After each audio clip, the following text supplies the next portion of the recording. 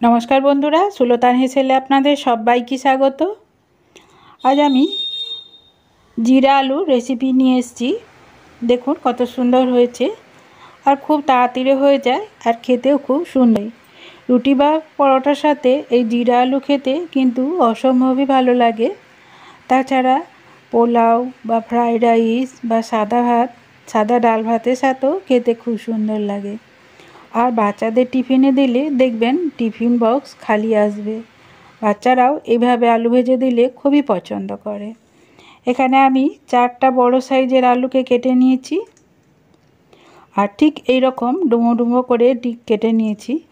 আলুগুলো একটু একই রকম কাটলে দেখতে সুন্দর লাগে, ঠিক এই রকম আর তাড়াতাড়ি সেদ্ধ হয়ে যায়। এখানে আমি ফোড়ন হিসাবে নিয়েছি 1 চামচ জিরা और कालो जिरा हाफ चामच और मौरी हाफ चामच, तार साथे 1 चामच काँचा लंका।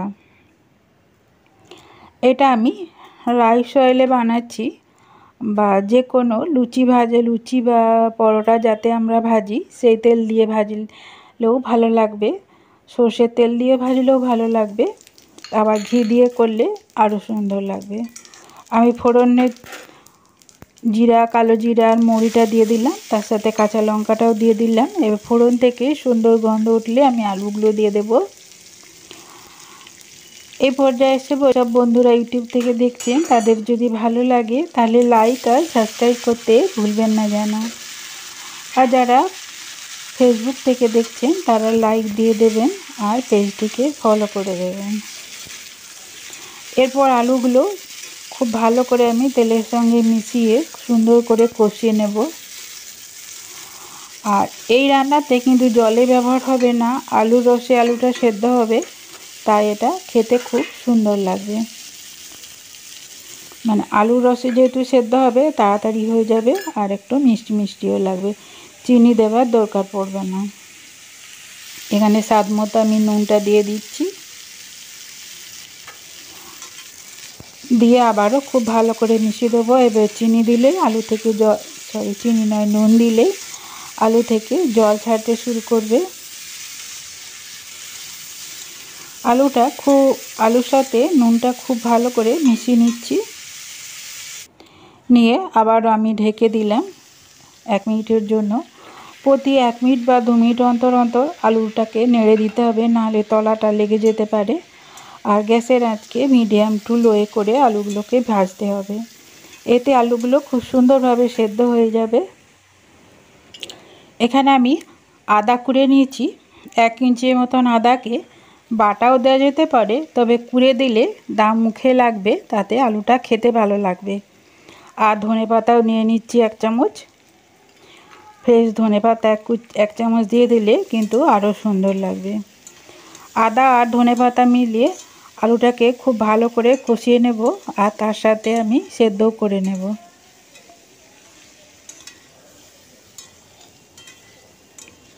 খুব ভালো করে মিশিয়ে আবারও আমি ঢেকে দেব।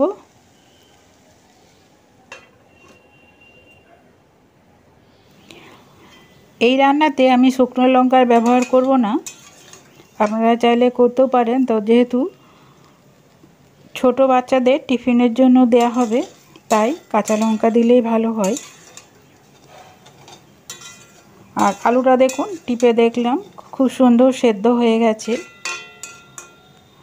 আর আবারও খুব ভালো করে মিশিয়ে একটু কড়ার মধ্যে ছড়িয়ে দিলে সুন্দর হয়।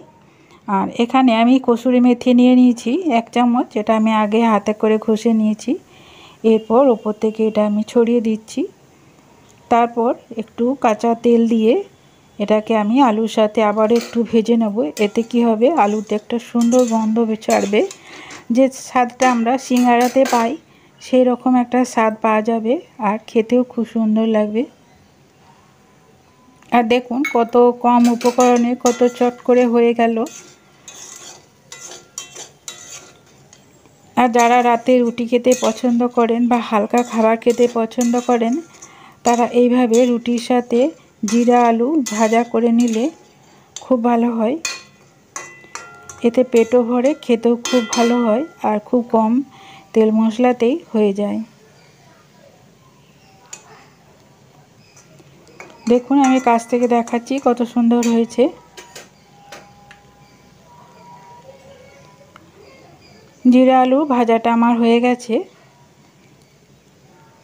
এরপর এটাকে আমি ঢেকে 2 মিনিট রেস্টে রেখে দেব। আর যতটা সম্ভব এটা শুকনো ঝরঝরে করে নিতে হবে, আর একটু লাল লাল করে ভেজে নিলেই ভালো হয়। গ্যাসটা আমি বন্ধ করে দিলাম। তারপর আমি একটা প্লেটে তুলে নিয়েছি। দেখুন, যেসব বন্ধুরা আমার এই রেসিপিটি ধৈর্য ধরে দেখছেন তাদের যদি ভালো লাগে কমেন্টে জানাবেন আমার এই জিরা আলু ভাজাটা আপনাদের কেমন লাগলো। আপনারা এইভাবে আমার সাথে থাকবেন। আপনারা সবাই ভালো থাকবেন। আজ তাহলে এই পর্যন্তই। আমি আবারও অন্য কোনো রেসিপি নিয়ে আপনাদের সামনে হাজির হব। আমি আশা করব সবাই আমার পাশে থাকবেন।